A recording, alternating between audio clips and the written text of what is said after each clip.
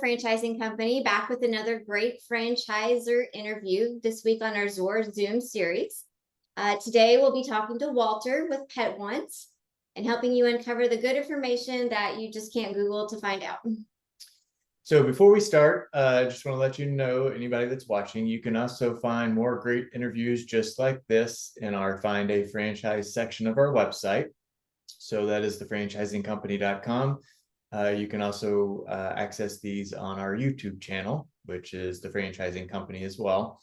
At the end of this video, after you get done watching, if you'd like more information on Pet Once, feel free to shoot me a text at 270-215-2844.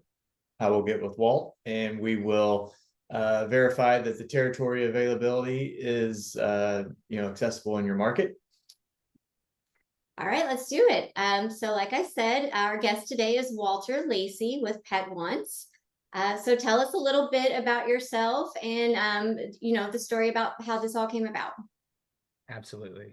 Thank you, Jennifer and Matt, for having me on the show. Really appreciate it and love the impact that you guys have on people in your communities and the folks that are, really coming to you for expert guidance on franchising. So happy to be a part of you guys' program here. So my name is Walter, and I've been in franchising for a little over 13 years. Have been basically through all spectrums of franchising, from operations to support to development, and now I'm the vice president of development here at Pet Once Franchising. And what we're really excited about here at Pet Once is bringing quality products with the addition of affordability and convenience to the market with an educational business model that allows franchisees, either with a ton of experience or no experience at all, to be able to take advantage of the largest and fastest growing industry that you can invest in right now, which is the pet industry. And so the Pet Once brand has grown considerably since inception of the company in 2010. Our founder, Michelle Hobbs, actually created this brand out of love for her 3 pets. Unfortunately, her pets struggled with a lot of skin condition issues that a lot of pets face, today. Things like chewing on their paws, excessively licking, excessive scratching, things that owners may attribute to just dogs being dogs or cats being cats. But in reality, those are sensitivities that are occurring under the surface that have to do with either their environment or their nutrition. And so Pet Once is a nutrition, education, and wellness company that really helps provide solutions for pet parents looking to help their pets live happier, healthier, and longer. We can certainly relate to that. We have 3 dogs actually, and our oldest, everything you said, the itching, the scratching, the licking. So very relatable. But tell us, what kind of nutritional training do veterinarians get? Because we could never find answers ourselves. Yeah, and it's kind of a touchy subject. So, veterinarians, when going through schooling, there's 2 companies that predominantly, provide education to vets when they're going through. And those 2 companies are Hill Science Diet and Royal Canin. Oftentimes, those 2 companies provide scholarships or grants that require veterinarians to retail those products after attaining their veterinarian license and opening their private practice. So veterinarians are incredible at a number of things, right? With surgeries, with medications, with prescriptions, things that medically our pets need. Right now, when it comes to the overall pet food and pet nutrition, they know a little bit about that area, but it's not the primary expertise of veterinarians. And so we consider our food to be peace of mind nutrition that can help reduce the amount of times that you're going to a veterinarian and making it to where when you go to your local vet, you're going for an emergency type situation, something that, Pet Once simply cannot provide. But some of the root stems of problems why people go in and see vets make them believe that that is a veterinarian visit, which in fact could just be something that's derivative in their food that we could help them with and save them that cost of the vet and be able to help their pet, have preventative maintenance rather than going somewhere when there's a problem. Makes sense. So does Pet Once cater to all types of pets? Iguanas, frogs, birds, like just dogs. So we stay specifically with cats and dogs. That's the majority of pets that are in the market. In fact, 68% of households have a cat or a dog.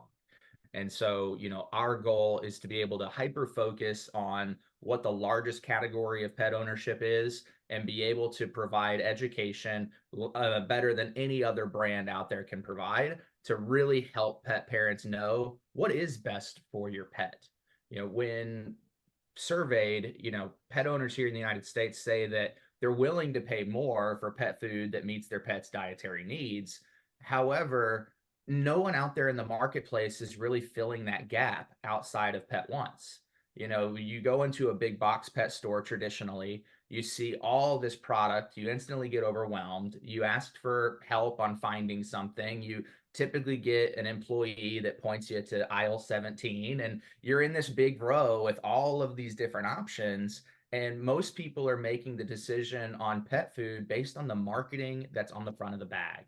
And unfortunately, majority of what's on the front of the bag is exactly that. It's exceptional marketing. In fact, one of the things that we really help pet owners understand to help them make a better decision for them and for their pets is how to read a nutritional label. Oftentimes, when we see these popular pet food brands in the market, we see these bags with beautiful colors, with pictures of carrots and peas, and this dog on a farm, and how happy, you know, this dog is, and how much this food is good for this dog. But then you flip it over and look at the ingredient label and realize that the carrots and peas that are big and bold on the bag are actually the last ingredient in the ingredient profile, which means there's hardly any product whatsoever in that food. So it's big marketing, you know, companies that have really done a great job from a marketing perspective and getting people to try their food. But now customers are expecting more. You know, the health and wellness boom, people became more educated on nutrition and exercise, how much better that made them feel. And they want the same thing for their pets because pets are like our children, right? And so we help people understand the nutritional benefits of good quality products versus what some of the products out there are marketing, but maybe not delivering to the fullest degree on ingredients. Yeah, and so kind of diving into that a little bit deeper, you know, what are things that you find in traditional dog food or cat food at these larger pet stores that, you know, somebody would want to stay away from? It's a great question, Matt. You know, the biggest things, you know, that have a lot of awareness now are things like corn, soy, sugar, animal byproducts, artificial ingredients like artificial coloring, artificial preservatives, those types of products. Because unfortunately, pets really can't process those, and it's typically, you know, pretty high up on the list of ingredients. So that company earlier that I referenced with that beautiful bag, you know, the number one ingredient on that company when you looked at the ingredient profile was actually whole grain corn. And so the number one ingredient was a cheap filler that we know, you know, pets actually have a lot of difficulty with processing and can create a lot of sensitivity issues. So that's pretty common in the mass produced pet space. And isn't it oh, like heat? I think you told me at one point it's heated at an extreme temperature, and then also the shelf life of these traditional foods, they sit there for years sometimes, right? Did you tell me You're that? you're right, Jennifer. And you know, with typical pet food today, the dry food formulas or kibble as one would call it, um, you know, they're mass produced, right? 98% of brands are. And so when you have mass produced pet food, A is cooked at a very high temperature, like you referenced, Jennifer, and that actually breaks down some of the nutrients that are going into the food. And so the other side of, you know, the nutrition may not be the best is how long it's stored in a warehouse or a distribution facility after it's been produced. And so typically, you know, mass produced pet food sets in a warehouse or distribution center for 8 months to a year plus, and before it ever sets on a store shelf. And so when you go into the store and you think you're doing really great by your pet, you know, and you don't realize that the food you just pulled off the bag can be a year, year and a half old, and the nutritional value of that product is significantly less than what it once was. And so our promise to good quality pet food is to never mass produce. We produce all of our pet food in small batches every 6 to 8 weeks. So we guarantee not only is our food natural, but it's guaranteed fresh. And so when customers shop at a Pet Once location, they can expect to get the most bioavailable nutrition for their pet at maximum nutritional value without those cheap fillers and artificial ingredients that are included in mass-produced pet foods today. And so where is the food made for you guys? The food's made here locally in Ohio.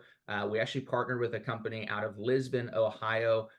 They just went through a rebranding. Their name is Ohio Pet Food, formerly known as Bright Pet. And we chose that company because when Shell Hobbs first initially began this brand, she was looking for a company that could take this formula that she had created and produce it at a large scale without sacrificing integrity of product, ingredients, etc.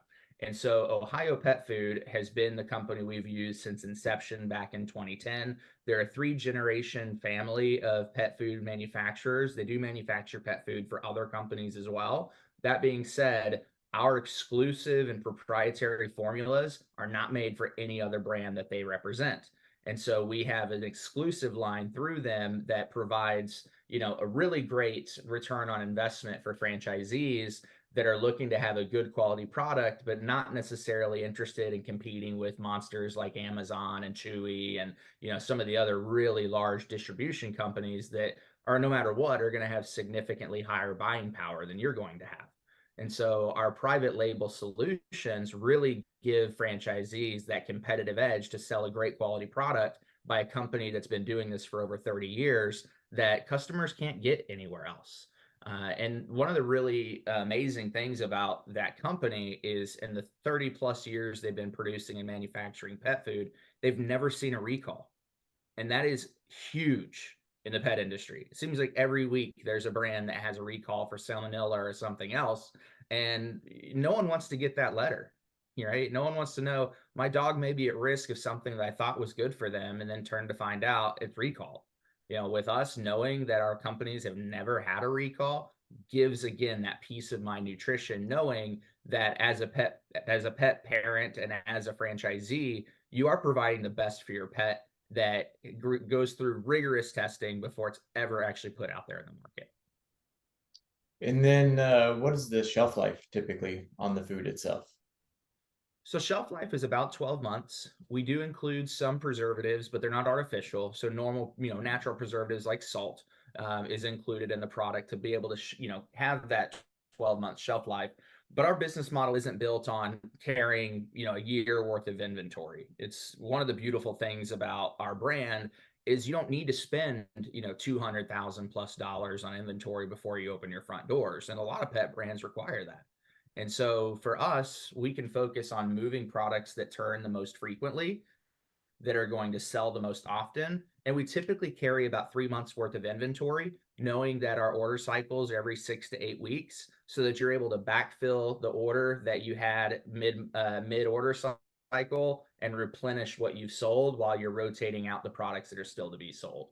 So you shouldn't have inventory in your store for any longer than 3 months without it turning and getting that ROI, which is really important, to an investor or to a business owner. You don't want to invest a lot of money and not know, okay, when is this going to sell?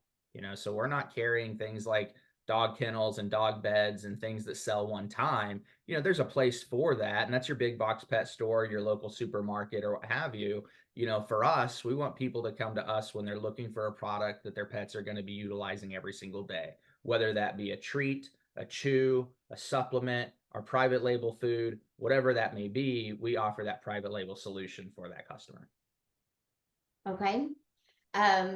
So what do you do with does it ever happen that the food doesn't get sold in time? Or I feel like you told me something about a program that the brand helps with. Can you refresh my memory? You have a great memory, Jennifer. Yeah, it's called our Pack That Gives Back program.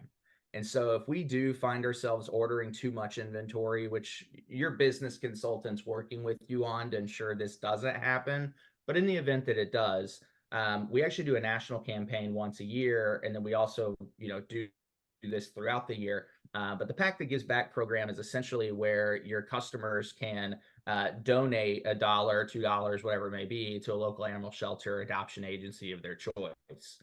And so we actually match customer donations up to $250 to $500.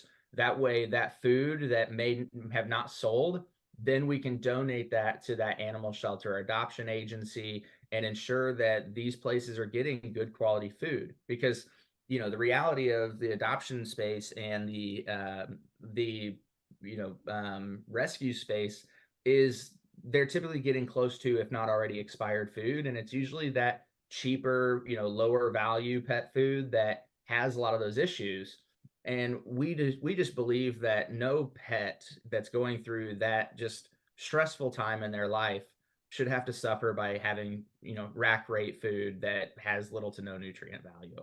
And so by offering the pack that gives back, we ensure that these pets have great quality nutrition while they're waiting for their next home. So I believe you guys have a couple of different options on how you can launch, correct? In terms of having a retail storefront, being more mobile, doing special events and things like that. Is that correct? That's correct. Yeah, we really taken the idea of traditional retail and reinvented it, because traditional retail, when you're buying a business, you're investing in your franchise fee, which is, standard in franchising, and then you're investing in all of this inventory, furnitures, fixtures, and equipment, all this build out expense, to where you've spent probably close to a few $100,000 without generating a penny, and then hoping 6 to 9 months down the road, after all this has been done, that you open your doors and customers run in, right? And the reality is, if you build it, they probably won't come. You have to do other things to bring customers into the business. And so rather than being a traditional retail pet brand, we actually launch our businesses in mobile events. So we go to a lot of fairs, farmers markets, festivals, RV shows, home and garden shows, maybe some pet affiliated shows. But the idea is, once you finish your training here at the corporate office and you've received all of this expert nutritional training and education, you're open, you're ready to go. And so you leave the Cincinnati training and go right into your local market and start helping people become more educated on the good quality pet food that Pet Once provides, and selling merchandise at these events. And so our franchisees are able to start producing cash flow way before they ever open their retail store. And so this not only allows them to start generating revenue faster than they could ever do it before, but it also allows them to build a customer base, build brand loyalty, get reoccurring customers, get subscription clients, because we offer subscription for our food delivery service and our grooming service once we get to retail. And that way, when you do open your front doors, you have all of these clients, you're already servicing a ton of your community, you have ongoing subscription members that you're delivering pet food to, and you open with a bang, right? And your community has more involvement, more engagement, etc. And so alongside those community events, we also pair a really robust e-commerce platform for all of our franchisees. And it's not a centralized platform that we oversee. It's an actual platform for them and their business, where it carries their products at their price points, allowing customers that come and see them at booths or at events the ability to shop 24 hours a day and set up for delivery. That's smart. That's so smart. So how many events per week is recommended? What do you guys recommend? And is it the owner of the brand, or can it be employees or general managers? Tell me how that works. Great question. So the best franchisees in our system, the ones that show up in our top quartile year over year, are the franchisees doing at least 100 events a year. Now, that's only 2 events a week, so it's really minimal if you think about it. And that can be either A, the franchisee, or B, a staff member they appoint. If someone's looking to dive headfirst into this business and not maintain their job, that will probably be them. Someone is looking at this opportunity as a way to eventually segue out of their current job and into this more on a full-time basis later down the road, that person's going to hire an event coordinator for this role. And so you're able to start the business with a part-time position of an employee that works 2 days a week, anywhere from 2 to 6 hours an event, on a part-time basis. And then that person also does the deliveries of pet food in the beginning. Then as your business grows, about 6 months in, you will hire a full-time delivery driver, because you'll have so many orders and deliveries that your event coordinator won't be able to keep up with all the events and doing the deliveries, which is quite frankly, Good great problem problem to to have. have, right? It's an awesome problem for our franchisees. But by the time they get to their retail store, which typically happens within the first year, that's when they're hiring more staff. So that's when they're hiring a general manager. They've got their full-time delivery driver already in place. They have their event coordinator that actually may be promoted into a GM. And then we're looking for a groomer, because once we get to retail, we offer grooming not as a primary function of what we do, but a secondary function with an added revenue stream that also creates, a destination center for the retail space and allows our franchisees to be in business in properties that are B and C class properties that perform like they're an A class property. And so that's really important, for people looking at a business, because once you start thinking of retail, you have overhead to consider. And if you're going into that beautiful Taj Mahal location, that overhead can be considerable. And so by offering grooming and having our business more of a destination center, we're able to find more realistic price points for real estate that's going to really do well with our brand. And so on that kind of line of thinking, do you guys help with the identification of locations for your franchise owners? We do. So we have a national partner called Locate AI. You guys can look them up. They do a lot of work with a number of companies. And what they have done for us, not only do they help with negotiations of leases and identification of sites, but they actually provided a white space analysis on our business to where they're able to actually show candidates where the highest likelihood is to have a customer that looks like customers that shop with Pet Once. And so now we not only have the right real estate support and the right negotiation support, but they have the data to know where our core customers reside within the market that they purchase, really giving them that competitive edge of knowing, we're finding the right retail space for our business. And what is a typical size and build out cost? Great question. Typical size is between 800 and 1,200 square feet. We've seen a couple 1,500 square feet locations come up, this year with the added grooming. But usually it's that 8 to 1,200 square foot space, and we're, going in, cost per square foot and rent on a lower spectrum. And so everything that we do has the motto of being boutique, right? We want to keep your overall overhead extremely low and keep your margins extremely high, because our number one focus is support of our franchisees and their increased profitability. So everything that we do as a team is built around ensuring that our franchisees are receiving the maximum amount of revenue they can out of their business. Love it. Okay, so this is the question I keep getting whenever I talk to our clients about Pet Once, but how do you compete against the online, like Chewy, they say they offer this fresh food as well. So how do I get past that when I'm talking to our clients? Yeah, great question. Chewy's a great company. They offer a really good product, really good service. But the reality is Chewy is typically selling those mass-produced pet food brands, right? And when you are buying that mass-produced pet food brand, you really don't receive that education, right? And so, someone would go to Chewy that's just from a convenience perspective, like, hey, I want to buy a bag of dog food. I'm going to buy this and have it sent to my home. But you don't receive that, what kind of pet do you have? What breed do you have? Are they seeing any sensitivity issues? They don't provide that solution that Pet Once is providing in the market. So we're known as that local community pet store that's an expert that can help people understand what specific needs their pets have and then being able to fulfill those needs. Versus Chewy, you're just going online and looking at a bag of food, reading the, if you do that at all, and clicking buy and having it sent to your store. Another unique difference between us and Chewy, outside of our products being natural and guaranteed fresh, is the fact that it's locally delivered. Anytime that you place an order that is at the mercy of FedEx, UPS, or USPS, you run the risk of having a damaged product when it gets to your front door.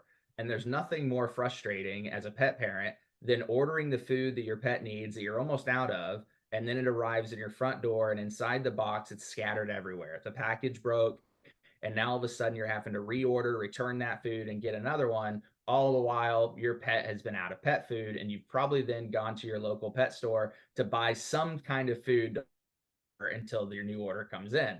And that's just not ideal for your pet, right? So, from a convenience factor, from the fresh factor, also having it delivered locally by a Pet Once representative adds that customer service and adds that branding into the community. So when you see Pet Once, a local delivered, vehicle has a nice wrap on it and it's great advertising. And so once you see a pet parent and they've gotten this order of pet food from Pet Once, well, people that own pets tend to know their neighbors more than people that don't own pets, right? And so once that neighbor sees they ordered this pet food, it gets them to start talking. And next thing you know, that person's trying Pet Once food. And you don't want to be the neighbor with the giant box of Chewy. Scatter on the driveway. Yeah, and not a knock on Chewy. Again, it's a great company. It's just the reality of what customers are looking for and what they're expecting now with more education. Chewy can't always provide it. No, that makes sense. I mean, We just happen to know a little bit about that. with our oldest, she certainly has a lot of sensitivities. So we've definitely gone through our share of different foods over the years. So talk to us about your ideal franchise owner. What do they look like? What kind of background do they have? Any experience, past pet experience that you look for? I mean, just talk to us a little bit about that. I'd say that the number one thing you have to have, when you're looking in this business is you have to have a spirit to serve. You have to care about making a positive impact on your community because that's who we are. We are very community centric, and you'll be known as a local hero in your market because you're helping extend and help the lives of people's second or third family members, which is what they consider their pets to be, right? And so when you have that and you have the ability to make that difference in their life, the community flourishes and you become more well known in the area. And not that everyone is caring about having clout, but you often don't hear pizza franchisees being the local hero in their community. And nothing wrong with pizza franchisees. I love a ton of pizza. That's like my jam, right? But at the end of the day, when you are helping their pets, there's a little bit more of that intimate setting with that, to where your community really comes together more and you get that impact that that because of what you bring to market, you're really drawing your community closer together and really making a healthier community through people's pets. And that is probably one of the biggest things you have to have. You have to have that spirit to serve. If you do not like working with the general public, this is not the right business for you, right? You have to be able to engage and care about people. Now, it doesn't necessarily mean that you, the franchisee, have to have this characteristic, but the person you appoint to run the business must have that characteristic, right? Because I do work with, investors and other people that are looking to diversify their portfolio, and owners that'll actually never step foot in their physical space, but they hire staff to do that. And in that circumstance, that's what we look for. We tell them, make sure that you first and foremost find someone that has that spirit to serve. Now, beyond that, the education, the nutritional benefit, all of those things we teach. And so no experience is necessary. Now, if you have a pet and you love on your pet and you treat your pet like family, you probably have a competitive edge because you can then talk to your employees and talk to your customers through that lens, because that's really who we are. We're not a pet food company. We are here to help educate and provide nutrition for the longevity of people's family members, which is very different than just a place you go and buy pet food at. Awesome. All right. Well, let's talk a little bit about what's the territory, and do you see owners typically doing more than one territory? That's a great question. So territory with us is exclusive, and that's not always the case in franchising. A lot of franchisors have radius territories. And when you have a radius territory, there can be some overlap in customers that you share between your franchise and your neighbor franchise. We offer a really exclusive territory. Rather than doing radiuses, we actually provide secured zip codes. And so we go up to 100,000 population, based off of zip codes. So we go through and we build these territories based off of the data that I expressed earlier, with knowing who our core customers, they live in the market, et cetera. And then that will allow us then in turn to provide them the best area to operate their business and get that exposure. And then talk to us a little bit about the investment. What would an owner expect, obviously leading up to starting and then leading up to the brick and mortar facility? Yeah, great question. I want to take one step back before that and answer, Jennifer, you asked the typical people, do they buy one territory? Are they buying multiple?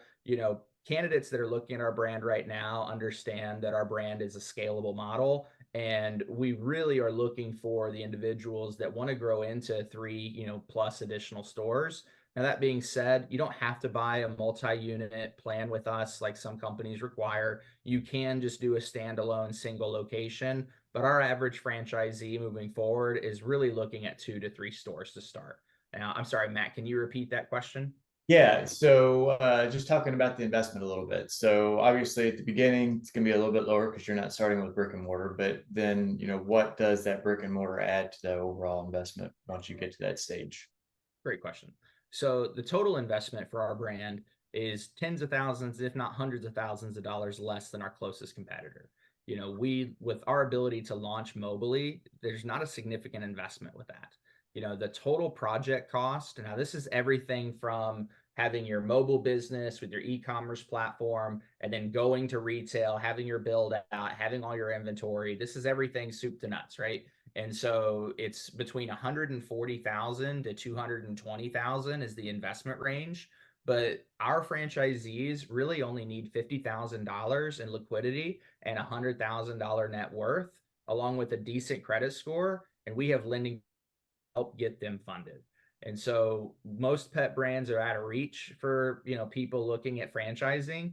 Ours offers a very affordable and extremely competitive advantage that, opening our retail stores, we're seeing a 3 to 4x revenue growth over what we're seeing in the mobile phase.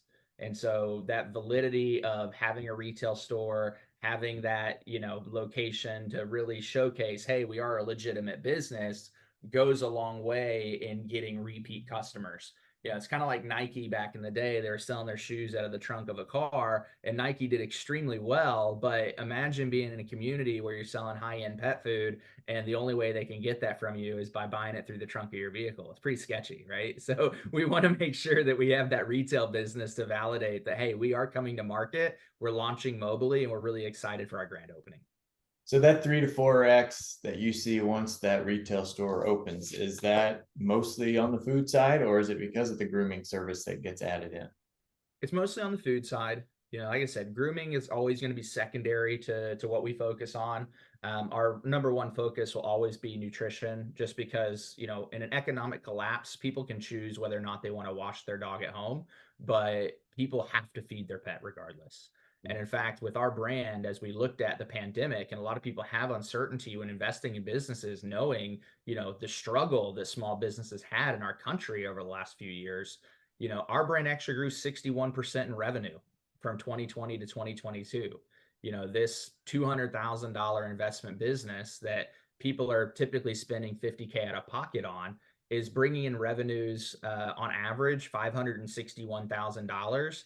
And if you're in that, top quartile or that top 25% of our system, those franchisees are driving $1.1 million in revenue. And our largest franchisee generated $1.7 million in revenue last year. And so when you're looking at it from an investment to return perspective, there's no better brand out there in the pet space that can return on the level of ROI that Pet Once is returning on. Impressive. Yeah, it is impressive. Those are great numbers.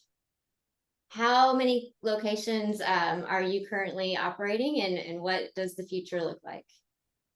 Yeah, we are operating currently about 150 to 160 locations across the US. We're looking to add an additional, 50 locations to our portfolio this year. We are very selective about people that we welcomed into the brand, right? Which is why we love working with you guys, because we know that you're going to bring quality people that have integrity, that have all the right intentions, that really want to grow into a successful brand. And so we receive probably anywhere between 3,500 to 5,000 candidates a year that say, we want to open a Pet Once franchise. And through our process, we really only award about 1.25 to 1.5% of applicants. And we do that intentionally. We want to make sure that when you invest in a franchise brand, you're investing in a company that values the integrity of the local franchisees that you're going to have in your market. Because there's nothing worse than joining a system and then getting into the system and seeing that all the franchisees are on different pages and they look at each other as competition rather than assets to the community. And we have worked our tail end off, over the last, 15 years with this company to ensure we're growing with the right people. And so that really gives our franchisees that ability to grow at a rapid pace, like what we've seen with our brand, rather than having franchisees that don't perform. No, I love it. I love that. Yeah. So we do love hearing success stories. So is there anything that comes to mind, top of mind for you, your favorite success story with Pet Once? There is, and I love it so much. I'm going to share it with you guys after this so that you can post it as well. It's a story from Ryan Aller, and he operates 4 territories out in Oregon. And he's an entrepreneur by trade. He's a salesperson. He and his wife run the business full time, and they are just awesome people and fantastic human beings. And Ryan has seen a ton of success with this franchise, but he claims his best success and the moment he's most proud of is whenever he was able to help a member in his community that came to him with a dog that was about to be euthanized in 2 weeks. And this dog had all these issues, all these skin problems, everything. And the solution that everyone told him, including his vet, was, we should put this dog down and put him out of its misery. Right. And that was a pet that this guy had for a number of years. That was his best friend, that he wasn't a, social butterfly and has all these friends, throughout the community. This was this guy's world. And Ryan took a look at this dog, took it a step above what we would typically do, and really, provided the best service possible and provided the right nutrition. And lo and behold, if that dog didn't live to be 2 years older and never actually made it to euthanization, and actually was able to give 2 extra years to his best friend, and provide that for his life. Awesome. That is awesome. Well, is there anything that we've missed in, through the questioning that you think would be really important for somebody looking, at a franchise, but maybe more specifically in the pet space? Yeah, good question. So, we're more than just a pet food company, right? So we offer, as I mentioned earlier, the treats, the chews, the supplements. We have a full extended private line product with all of those products, but we also allow, franchisees to carry other companies' products as well. And so we do offer a full solution for a pet store, right? With, of course, emphasis on just cat and dog specific. And so our franchisees, are going to be able to pick everything from our private label products to companies that they've come to know, like, and trust in the market that do meet our level of freshness and quality of ingredients. And, really, we're just looking to add really compassionate people that want to make a difference, people that want to love what they do every day. It's pretty hard to have a bad day when you're surrounded by pets, right? I've never had a single bad day with my dog. Now there's times where he's, chewed one of my shoes when he was a puppy that I wanted to just, but but Yeah, let's this be morning honest. with ours peed all over the floor, so I was pretty upset with that one. But yeah, and so that's really it, you guys. Is we're a company that's in the love business. We want to care about our communities, make a positive impact, and really just help people be able to access natural pet food at a convenient price and have the customer service that, quite frankly, in the marketplace is lacking after COVID. yeah. Before we go finish this up, I'm gonna go get our dogs so they can say Okay. hi. So yeah, so I mean, look, first and foremost, Walter, thank you so much for sharing this information. I know I learned a few new things that I didn't know before, so certainly appreciate that. Any of you all that are listening that are interested, feel free to shoot me a text. It's 270-215-2844. I will get with Walter, make sure that your market's available, and then we can also talk about what those next steps look like. So this little one is our youngest, is our puppy. She's the one that Oh, look at that before this baby. morning and got in trouble. Oh my goodness. The middle one, who's the tiniest one, and you can't see her, but there's Maggie down there. Oh, look at that. Yep. So it's a full What family. adorable babies. So Well, cute. we appreciate it, Walter. This has been awesome. We love sending clients your way. And we're excited to work together even more. Yeah, absolutely. Thank you. And for more information, you guys can always check out PetOnceFranchise.com. And of course, reach out to Matt and Jennifer, just incredible assets and partners with us here at Pet Once. Awesome.